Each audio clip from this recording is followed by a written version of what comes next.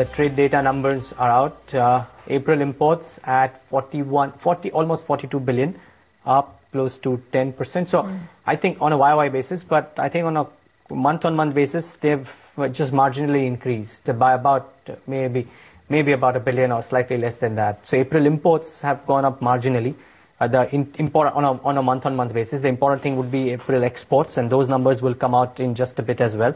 I think 24, so exports have actually gone down on a month-on-month basis, if I'm not wrong. Maithili, your initial comment, unless I'm very wrong, the imports have increased marginally on a month-on-month basis. I'm comparing it to March, but again, compared to March exports of 30.85 billion, I think exports have dropped and they've come in at 24.16 billion. Yeah, well, Subhda certainly seems to have got it dot on the mark, because actually export figures, I think one of the reasons perhaps why exports have not performed as well as one would have expected normally is that because the rupee dollar value, the rupee actually has strengthened because we've had so much of foreign portfolio inflows. So even though actually our fundamentals are weak and a weaker rupee would have helped our exports, I think the artificial, if I may use that word, the artificial strength given to the rupee has perhaps stood in the way of higher exports.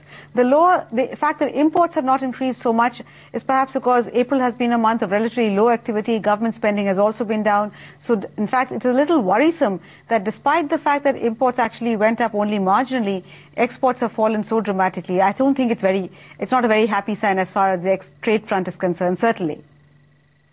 Right.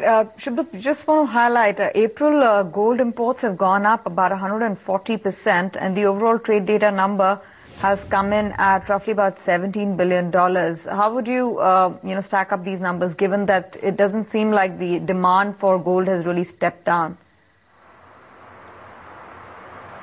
Not a very comforting number for April, quite clearly. It has reversed the correcting trajectory that we saw beginning in January onwards. There are two reasons for gold imports having jumped up very dramatically. One of the biggest reasons probably would be the day of today, which is the Akshaya Tritiya day, where practically whole of India must be buying gold.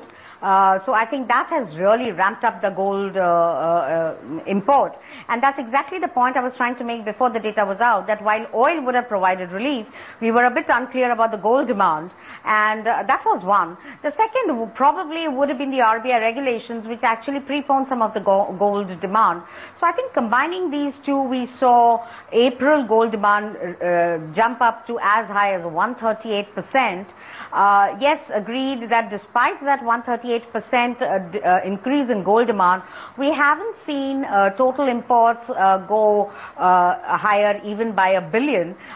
We were at about 41.16 billion in the preceding month, that is in March, and we have gone to 42 billion, so maybe not a billion also, which is, I think, it tends to tell you that the non-oil, non-gold imports, which is a barometer of the economic activity, probably have remained in surplus, which is what has been a phenomenon since February.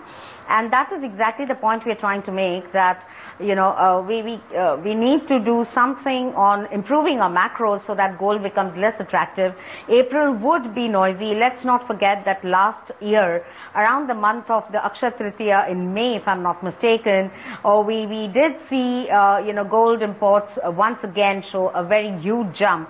That exactly has occurred or recurred again in this time. At this time, the typical jewelers would stock up gold in April, and the prices having come so dramatically lower would have been a bonanza for all the genuine gold, demanding segment, which is the jewelers, and probably that actually has resulted in such a huge growth. Having said so, a comment on overall trade deficit, we hope that some bit of this gold demand corrects, some bit of this, seasonal push to gold demand wanes off in May, and we could see a trade deficit go back somewhere close to, say, around between, say, 12 to 14 billion. That would be a good news. If it maintains a 17 odd billion, not a very good news once again, and RBI's discomfort would get validated even more so if $17 billion a month is the trade deficit from here on. Definitely not a very positive number for the month of April, but as I said, let's wait and watch for May. How does it reverse, particularly on gold imports. Non-oil, non-gold imports, I'm sure, are much lower, indicating a surplus on net account. It may actually be we are exporting more than we are importing on non-oil, non-gold, and I think we need to look at greater details on that front.